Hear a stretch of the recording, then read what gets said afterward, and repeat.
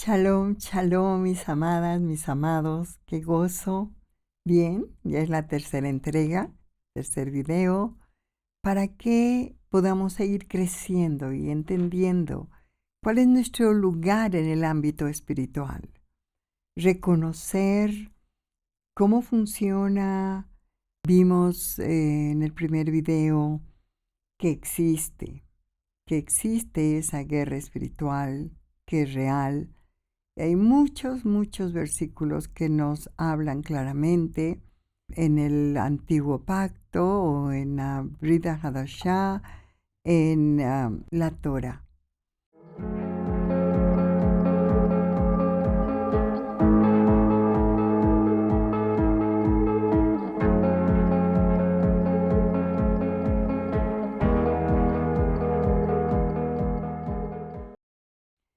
Bien, entonces, hemos estado viendo también de qué manera el enemigo puede estorbarnos. Otra forma en que el enemigo actúa también y nos estorba es a través de fortalezas espirituales. ¿Qué es eso? Bueno, las fortalezas es algo que les puedo decir que yo ya conozco porque lo vi. El rey me abrió los ojos espirituales cuando estaban un demonio, dos demonios en realidad. Uno era muy grande, el otro era como enano. Y estaban haciendo una fortaleza, tipo como la construcción de las iglesias católicas, de ese tipo, así con piedras y con todo lo que implica el material que necesitan. Así lo hacen, son fortalezas espirituales. Y se denominan así porque son patrones de conductas o estructuras rígidas alojadas en cada una de las personas que las adquieren a través de distintos tipos de influencia a lo largo de la vida. ¿Cómo qué? ¿Qué tipo de influencias? Bueno, a través de espíritus inmundos, de padres, a través de la familia, a través de la cultura, a través de las tradiciones, a través de la música. Veamos esto, es interesante. Hay muchas formas en las cuales podemos estar atrapados. Ok. Y puede ser en forma personal, o sea, individual o colectiva. Los enemigos pueden hacer fortalezas y podemos estar así cerrados. Y esto es interesante porque hay congregaciones que nunca se ven, que nunca crecen. Necesitamos derribar las fortalezas que el enemigo pone. ¿Cómo ven? El enemigo hace fortalezas y cierra los lugares o te cierra a ti. Por ejemplo, ¿cómo podría ser una fortaleza colectiva? La religiosidad, el fanatismo, el humanismo, la secularización, el ateísmo, los temores, la violencia. Si vemos, hay mucha gente que está atrapada en eso, muchos grupos que están atrapados ahí. Y también lo podemos ver como personas individuales. ¿Ok? Ok, vayamos a Jeremías 9:14 y lo entendemos mejor. Dice, antes se fueron tras la imaginación de su corazón y en pos de los Baales, según les enseñaron sus padres. Fuimos llamados a odiar el pecado, ¿no es cierto?, en todas sus formas y poder matar la carne. Y Elohim nos envía a la batalla con toda la armadura, y nos ha dejado una armadura. Y todo lo pone a nuestro alcance. Por ejemplo, en Colosenses 2, 8 y 10, al 10, ¿no? Podemos verlo. Y también saber, ya entender que nuestro enemigo ya está vencido. Yeshua murió, Él pagó el precio. Y solo debemos llevar la victoria de Yeshua e implantarla donde quiera que vayamos en su voluntad. Podemos ver Hebreos 2:14. Mashiach no compró la Keilah con su preciosa sangre, ni redimió a cada uno de los apartados para que nos volvamos a enredar, para que compartamos y dialoguemos amistosamente con el enemigo. ¿Verdad que no? Lo podemos ver en Colosenses 2:15, en Hechos 20:28, que no los voy a leer por tiempo, pero es importante que los analices. Apocalipsis 1:5 y también el capítulo 12, versículo 11. Bueno, conocemos que las estrategias del diablo son numerosas, son bien urdidas, ha tenido muchos miles de años para lograrlo. Y normalmente sabe cómo atacarnos y cómo derrotarnos si no estamos firmes, si no estamos avisados. El siervo, el hijo de Elohim, es un soldado llamado a gustar la victoria de Adonai en toda su vida. No son ratitos. Siempre recordando que si está firme, debe de estar atento de no caer. Estoy firme, pero estoy atento de no caer. ¿Cómo? Pues siendo un buen soldado.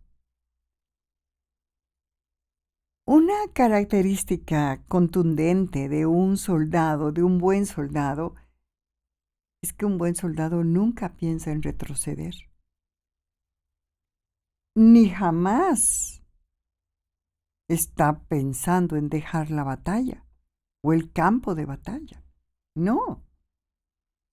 Otra característica de un buen soldado, de un buen siervo de Adonai, de un buen hijo del Eterno, es que no se enreda en cosas ajenas al propósito de la conquista y la derrota total de su enemigo, el pecado, la carne.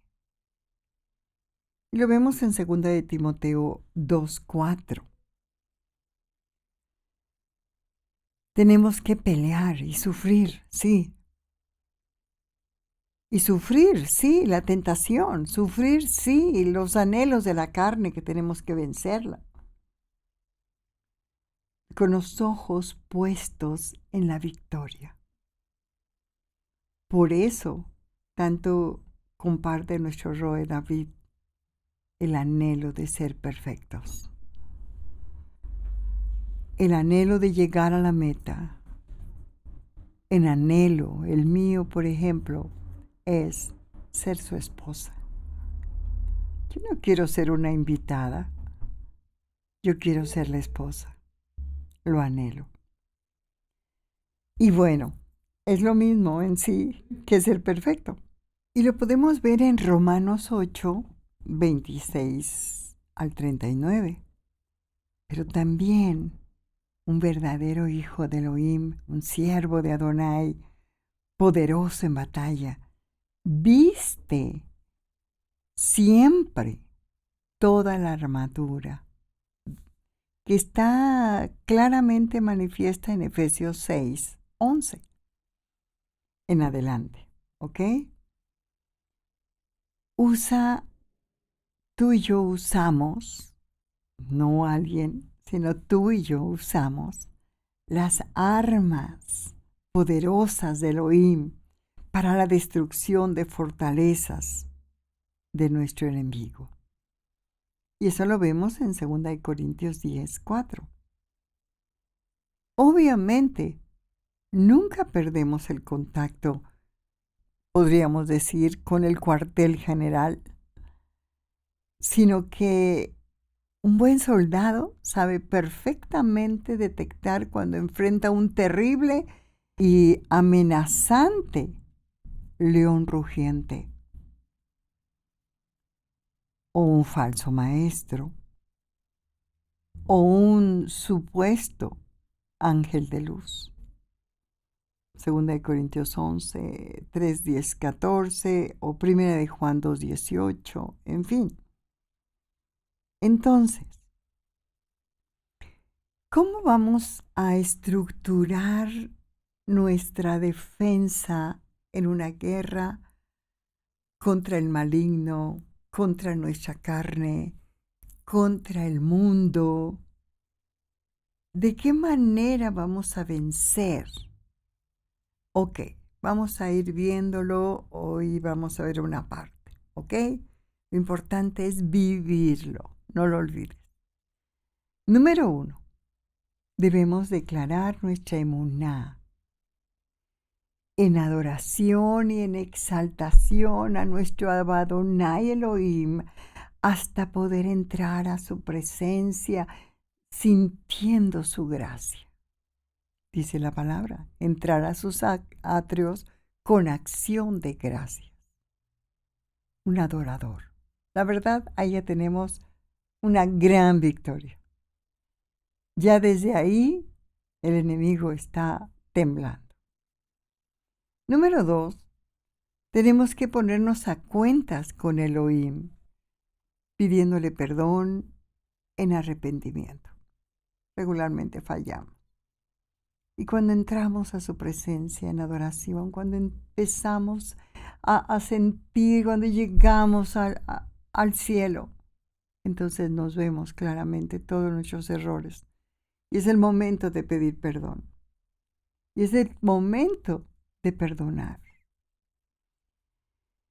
Y también soltar a los que nos ofendieron. Yo diría también que es el tiempo de que reflexionemos qué nos duele, porque a veces esos dolores se hacen tumores. Tenemos que pensar qué nos duele. Y sí, a veces no lo vemos tan claro, pero tenemos que buscar qué está escondido allí en nuestro corazón que nos hace daño. Número 3, tenemos que confirmar que toda la armadura de Adonai, de Efesios 6, está en mí. 6:10 al 18. ¿Cómo? Bueno, ya lo hemos hablado mucho, pero en breve recuerda, si yo tengo la espada, porque yo leo la palabra, porque la Torah está en mi corazón, porque yo la oigo, la leo, la memorizo, etc. Tengo la espada. Y así cada parte. Tienes que hacer una reflexión. No podemos ponérnosla y no se quita. Es o la tengo o no la tengo. Y si no la tengo, necesito vivirlo para poder estar revestido. Amén. Bueno, número 4. En su nombre, Yeshua HaMashiach, ir a la batalla específica. Porque es en su nombre que ganaremos, que venceremos, que haremos, que tendremos todo el poder. Lo dice la palabra en muchos versículos. ¿Y por qué? Pues porque a través de su nombre, primero, tenemos autoridad total sobre la situación, sobre el enemigo, sobre nuestro enemigo, e inactivamos todo derecho de Satán a acusarnos delante de Elohim, por ejemplo. Y también confirmamos que tenemos puesta la vestimenta espiritual y estamos listos para el combate, estamos listos para la batalla y podemos realmente tomar su nombre. O sea, que por sus méritos seamos poderosos en batalla. Ahora hay 3 cosas importantes que tenemos que hacer. Y esto es importante. Número 1, debemos evitar la influencia. ¿Qué influencia?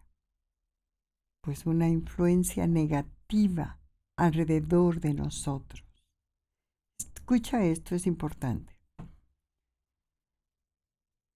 ¿Cuántos de nosotros podríamos vivir en medio de una casa llena de contienda? Y entonces debemos tener cuidado de no ser atraídos a la contención.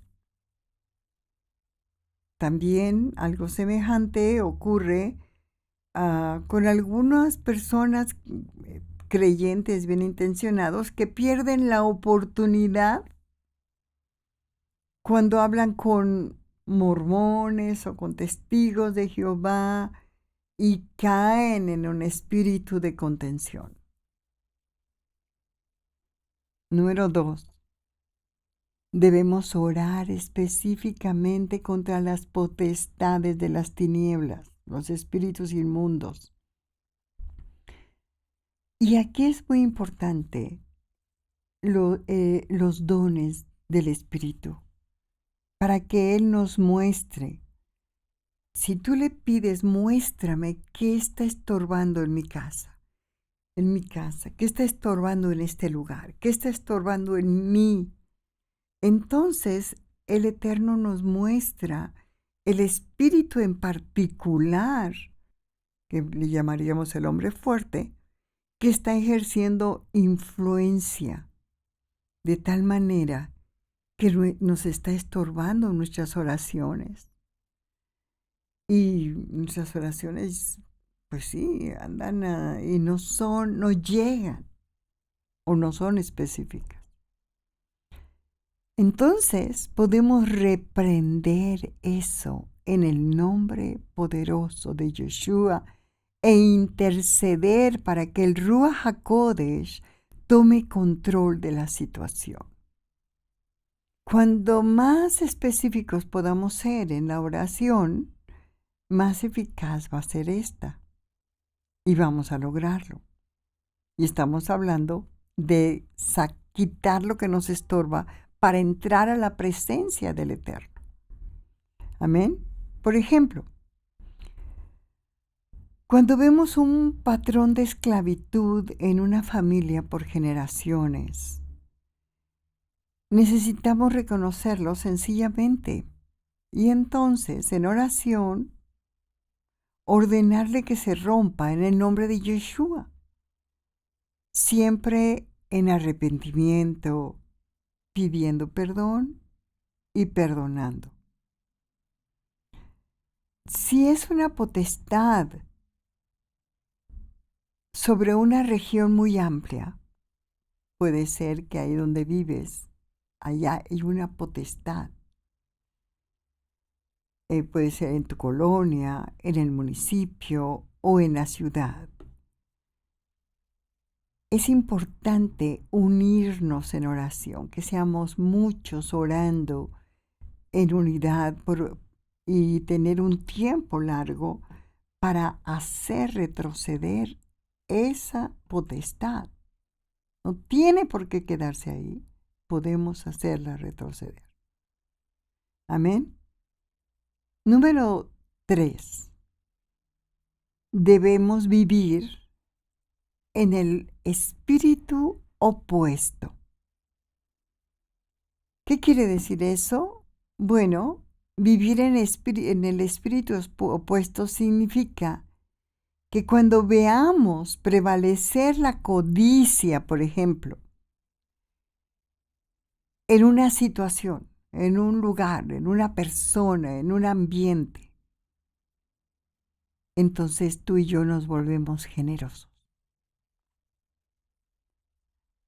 Sujetos, obviamente, a la dirección de nuestro Abadonai Elohim y dadivosos, o sea, sujetos en él para saber cómo dar, a quién dar, ¿no?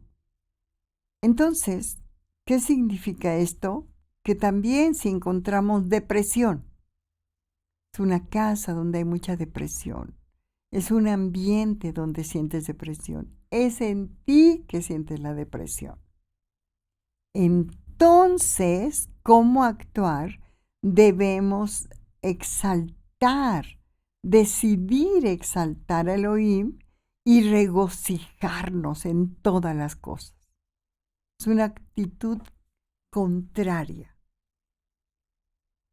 Elohim no nos ha llamado a actuar ocasionalmente en respuesta a las potestades, ¿verdad que no? Sino a vivir cotidianamente, total y completamente ocupados en la victoria, en vencer al enemigo. Y llamaremos también en la guerra espiritual. Si tú y yo vivimos continuamente en el espíritu opuesto ante las potestades de las tinieblas y quienes conviven con nosotros, nos abrimos paso y cambiamos lo que está allí, lo que está aquí, lo que está en él. Debemos saber respecto de la jerarquía de Satán, ¿ok? Sus principados, gobernadores, potestades. Y saber que la división de estas funciones no es inflexible, o sea, a veces un principado puede ser también un gobernador, ejerciendo dominio sobre una estructura humana de autoridad. Una potestad puede ser también un principado. ¿Qué quiero decir? Que el mismo demonio puede tener varias funciones. Lo que nos pasa a nosotros, todos tenemos varias funciones. Lo mismo en el ámbito espiritual de nuestro enemigo, ¿ok? Muchas actividades del enemigo son funciones que se cruzan en las regiones celestes. Entonces podemos marchar contra sus obras con oración intercesora específica. Adonai pudiera llevarnos a orar como contra un principado sobre un país o contra un espíritu que está atacando a las familias, en Luciana, por ejemplo, o contra un demonio que mantiene cautiva a la gente en el ateísmo. De esa manera, estaremos frustrando los planes de Satán en la tierra. Simple obediencia. Cuando tú y yo oramos, es muchísimo más importante orar que los intentos de saber qué categoría tiene tal demonio en el mundo espiritual, etc. Eso, vuelvo a repetirte, no es importante, no es necesario, y entender que los demonios, porque mucha gente pregunta sobre eso. Pero ¿quiénes son los principales? Es que son funciones. Así como, por ejemplo, el Roe tiene un nivel espiritual. Igual es un padre, igual es un esposo, igual barre, igual trapea, igual ayuda, igual... ¿Sí me explico? Es lo mismo. ¿Ok? Bueno. Entonces, debemos comprender que la misión más importante como hijos, siervos de Elohim, es hacer seguidores de Yeshua HaMashiach en las naciones. Y obviamente, Este es el propósito final de la guerra espiritual. Sabemos que la palabra dice que el mundo está bajo el maligno. Primera de Juan 5:19. Y sabemos que la guerra espiritual es la confrontación de poderes espirituales, donde Elohim manifiesta su soberanía y su poder por medio de cada uno de nosotros, de cada miembro, de cada Keilah, sobre Satán y sobre el mundo. Eso lo vemos en Efesios 6, 12 y 13, por ejemplo. Pero en toda la Biblia. Entonces, el hecho de que tú y yo seamos esos hijos, esos siervos, esos guerreros, esos soldados, y estemos firmes en la guerra espiritual, es un medio. Tú y yo somos un medio por los cuales la Keilah prepara un campo para llevar las buenas nuevas a través de la oración, a través de tomar esa alma, a través de derribarle las fortalezas que le estorban, que le impiden llegar a nuestro Rey. Y entonces el entendimiento de los incrédulos se abre. ¿Por qué? Porque exacto. La guerra es para que a la gente no le resplandezca la luz de las buenas nuevas y que la revelación de Mashiach no llegue a ellos. Entonces, dicho esto, la guerra espiritual, el tomar autoridad, el entender el ámbito espiritual, es el elemento necesario a través del cual podemos preparar el terreno y así plantar la semilla de las buenas nuevas sobre las almas. Y les estaremos compartiendo las buenas nuevas.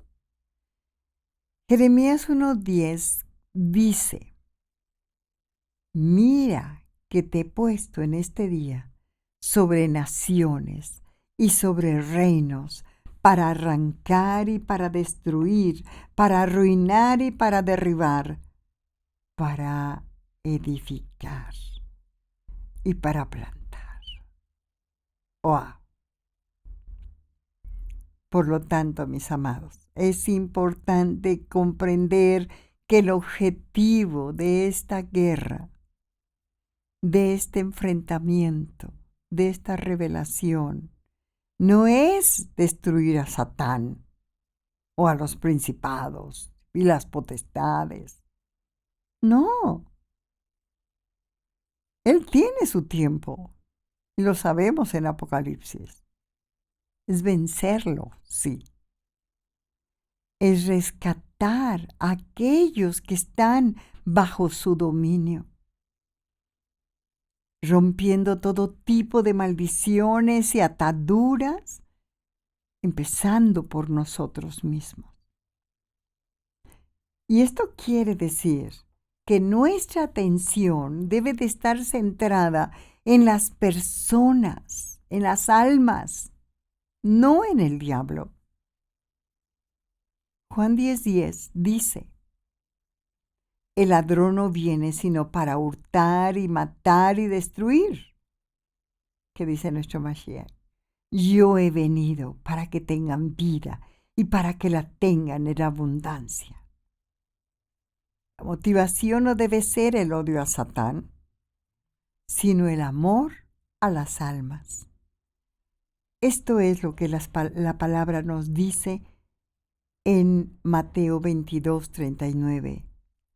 Y el segundo es semejante: amarás a tu prójimo como a ti mismo. Amén. Respira hondo. Guarda esto. Esta enseñanza es para ti. Es para que podamos crecer,